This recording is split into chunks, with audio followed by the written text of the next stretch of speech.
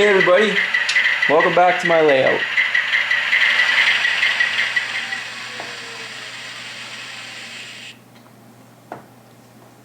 So it's November 2014 and time for another layout update. So I got lots of stuff to show you guys. First off, this unit here, I got tired of working on buildings for a while there, working on my module and all the bins and the associated buildings that go with that. So I decided I wanted to switch it up a bit and weather one of my locomotives. So you probably heard that CP changed the locomotives that are on the Christmas train. They're using the 20 Ecos now instead of the AC4400s. So I had done up a Kato AC4400 in the 9815, which is one of the Canadian locomotive, or at least it's been on the Canadian train in the last few years. And since they changed them up, I determined that I didn't need that one anymore. So I renumbered, I guess I renumbered that one to kind of this unique 9581, which is quite the oddball in the roster of the original order of AC4400s. So one of the first things that's noticeable is the RCMP musical ride sponsorship logos. However, the odd thing about this locomotive is, as far as I can tell, it's the only one that got these small RCMP musical ride decals on it. And it was either in a wreck or at a fire or something, but it was repainted in the beaver scheme from the dual flags, and it got these really unique small musical ride stickers. So I thought I'd do that one because it's one of only a handful that have the high-ad trucks with the golden beaver paint scheme. So I went ahead and I re-lettered it for 9581, changed the number boards. So I gave it the double train line hoses that's prototypical to CP on the front and back. Weathered the whole thing, and I went for a really kind of faded look. Some of these older AC4400s are really starting to look pretty ratty. And some of the pictures I had, this one actually had a stack fire, but I wasn't really confident that I could recreate that, so I just went for a really faded look on the top. And some of them are looking almost pink now, so it's just extra fade on the top. So the tri-Sinclair antennas, which is prototypical CP, as well as this yellow, it's kind of like a cream colored box. That's on a lot of the cabs. I don't actually know what it is, but I built it off photos. It's just built from scrap styrene. I had the cab apart, so I put some paperwork on the conductor's desk and colored the control stand and everything. There's a better view of that antenna and the wire that connects it. That's just a piece of brass wire that I painted. So the back got the dual train line hoses as well there. Some of the additional decals from Microscale, the E knuckle and F knuckle, as well as a warning sign that goes under the MU cable there. And then the final thing, but what I consider one of the most important things, is changing this from the incorrect Kato dual rear headlight to a single. And this one is kind of unique because all the other ones I've done, I've just taken the light tube out altogether and just put an LED in there. But this time I actually, because this was a Kobo special engine, it already had DCC and sound and everything, I didn't really want to mess with it. So I just clipped one of the lights off the light tube and just put it in at an angle, so the original light tube still works and still powers this rear light. So it's kind of cool that still works, and I didn't really have to make much change to get that to work. It's nice and bright too. So that was a pretty fun project. I really like working on the locomotives. I think it's one of my favorite parts of the hobby. Just, doing the research to find an engine that you want to do that fits kind of prototypically what you have for a model, and then doing all the research, gathering up the photos for weathering and all that. It turned out not bad. I think I got to go a little bit easier with the fade. I think I might have faded a bit too much, but still looks pretty grubby. It looks like a pretty well-worn, well-traveled locomotive. So I did get some new rolling stock over last month. My wife actually surprised me with a present from Exactrail, and she got me a few Exactrail cars. It was a really nice surprise.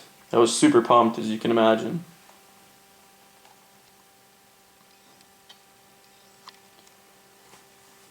So this is a Joseph Leasing Thrall 2743 gondola. And a Detroit, Toledo, and Ironton Thrall 2244. Really super nice cars.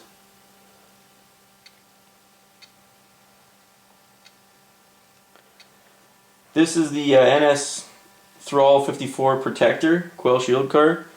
And I've seen the odd one of these in Red Deer, and actually these next ones here, I've seen 3 of these in a row at a pipe plant here in my town. So it was kind of cool getting these, and they're just beautiful cars, like absolutely gorgeous.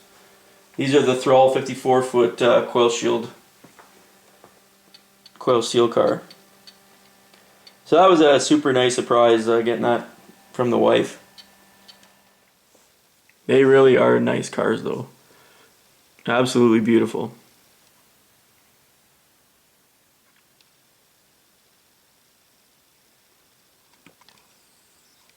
The hoods don't come off, at least I'm pretty sure they don't come off. I wasn't about to start prying on it. But I think that's a small price to pay for how nice these cars are. And it's cool that they're still like running around, you know, even in modern era, you still see these. A bit more rusty than this particular representation, but still really nice cars.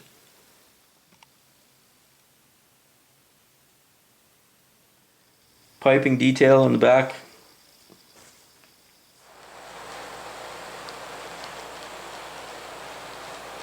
So that's everything that's new on the layout, guys.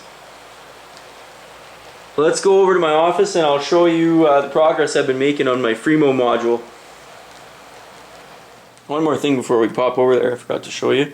I got this over a month ago, but this is another thing my wife grabbed for me. It was she was at Costco shopping one day, and she brought this home, and 20 bucks, and I thought this was just so awesome, because this is like English outside of Jasper. They photoshopped out the noodle on this CN unit and the number boards, which was kind of strange, but anyway, 20 bucks, and there's like, I don't know, 8 movies. There's a bunch of BNSF and a bunch of like CP. This CP2816 video is just awesome. It was a Children's Wish trip. Like, this guy chased it all the way from Calgary up to Edmonton and back, so it's kind of my neck of the woods, and I'd never even seen it before. But for 20 bucks, and you get all that, you gotta love Costco sometimes. She said there was only one there, so that was really cool. I was proud of her that she snagged that for me. That's pretty sweet. So it comes, you get basically these come in it.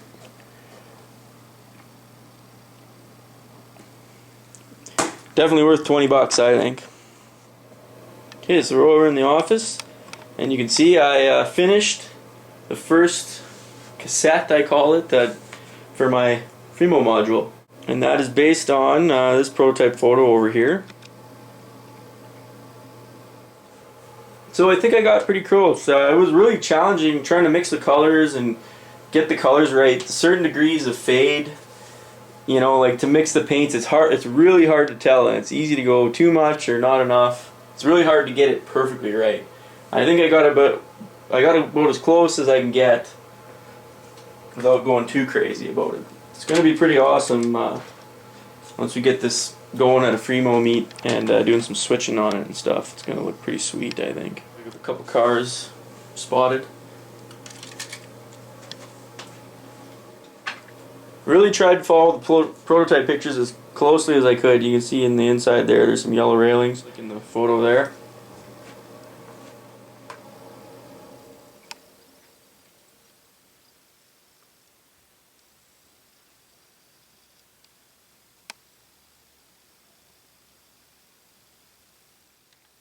Like I was saying, trying to mix the colors right. The top was like almost a baby blue color. It looks like it started out a dark blue and then it got faded. So I tried. I think it's still a little bit too blue, but it's incredibly hard to get those colors right. Finding it very challenging. Here's a little bit more detail. So most of the stuff was cannibalized from Walther's kits, and they had a corn silo kit that got a lot of pieces off of, like the elevator and stuff. But some of it is just junk, like these blue things that are kind of like the diverters or whatever, those are just wooden dowels that I painted. So the backside, there's obviously some more, there's a few little things I need to do on the back here. Like I need to get some detail stuff. Like I'm going to get some pallets, you know, some old wooden busted up pallets, have those laying around, and then obviously spread frac sand everywhere because it's a really dirty process there. There's just sand all over the place. And that'll all go in this back area here. These ladders on the bins, they're made by they're a brass product made by Gold Medal Models, and they actually worked pretty good for this. So that's where I'm at with the structures on my Fremo module, guys. Now that I finished that CP AC4400, I'm going to keep working on the next cassette for my, and I call them cassettes just because they're built on this piece of hardboard, and you basically just take it off and put it on the module. It doesn't stay there, it's not permanent, so I'm calling it a cassette. So the second, next thing I'm going to do, well, this one's done, so I'm going to start working on the next one, which is this one up here.